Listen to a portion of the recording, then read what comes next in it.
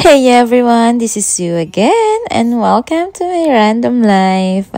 Samahan nyo kami today sa aming day 2 sa La Union. Kagabi nga pala sobrang lakas ng ulan, buti na lang nakauwi na rin kami. Good morning, Trace.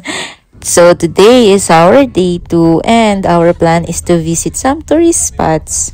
Nag-almusal nga muna kami. Then, diretso na kami dito sa Luna. Paikot nga pala yung gagawin namin. So, first stop is here sa Namakpakan Church. And tinignan lang din namin yung loob. At saktong may ikakasal today. Then, sumunod is sa bahay na Bato Sana. Pero nauna kami dito sa Bato de Luna. And thank you nga pala dun sa car na nauna sa amin. Grabe, nilibre pa kami ng environmental fee. Medyo nakakasad kasi nilagpasan pala namin yung Baluarte Watchtower. Ewan ko ba, pinin ko yun. Pero hindi namin nadaanan.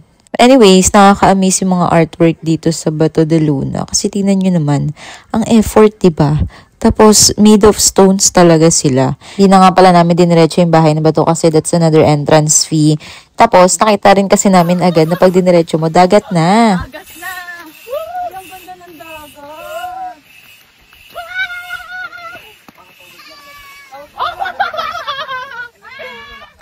Uy, grabe, ang ganda dito. Puro bato siya, oo. Pero ang ganda ng kulay ng dagat. Sobrang lakas ng alon. Pero, ang calming, alam niyo yun. Basta, nung nandito nga kami, parang ayaw na lang din namin umalis at dito na lang mag-spend ng the rest of the day. Pero, balak din kasi namin pumunta sa Imoki Island. And dito sa man-made forest. Ang hirap pala mag-picture dito, no? Kasi may mga dumadaan. So, takbo-takbo kayo. Ganon, challenging. Then, ito na yung last stop natin for today kasi anong oras na din. Dito sa Imoki Island. So, dito, ayan, pwede kayong mag-rent ng boat for 1/6 ata yun. May kasama na yung snorkeling, kayak, tapos punta kayo sa flat corals. Ayan, mga hindi naka-move on sa flotsam.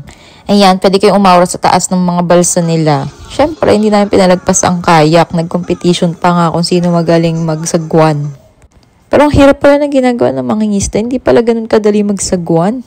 Then, pagtatry din nila kayo ng sea urchin. And if magustuhan nyo, pwede kayong bumili sa kanila. At ito sa pinaka natuwa ako, ang snorkeling kasi nakita ko yung mga starfish and some of the fishes sa ilalim. Nakakatuwa kasi minsan madami sila. Starfish! Ang ganda dito! Tapos pwede rin kayong mag-picture with the starfish. 2 hours nga pala yung rent nyo sa balsa, yung 1/6 hati-hati na kayo doon.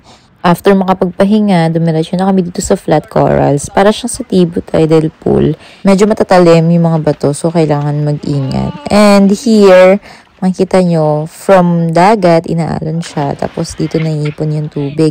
And ayan, pwede kayong mag-swimming dyan. May malalim na part, kaya pwedeng tumalon. After namin makapagbanlaw, di na ako nakapag-video kasi basa kami. Kumain kami dito sa Panganan. Ay, masarap yung food nila, worth the price. So, yung serving okay din, kaya try nyo dito.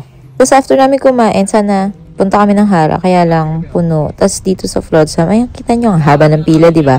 Buti na lang Friday kami bumisita dyan. Kaya, sa Kabsat na lang kami. Ito na lang kami nagstay. Tapos, may DJ din naman sila.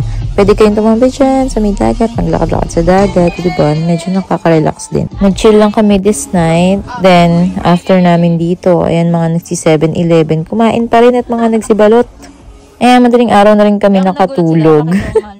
Ayan ang aming mga ganap for today. See you sa day 3. Bye!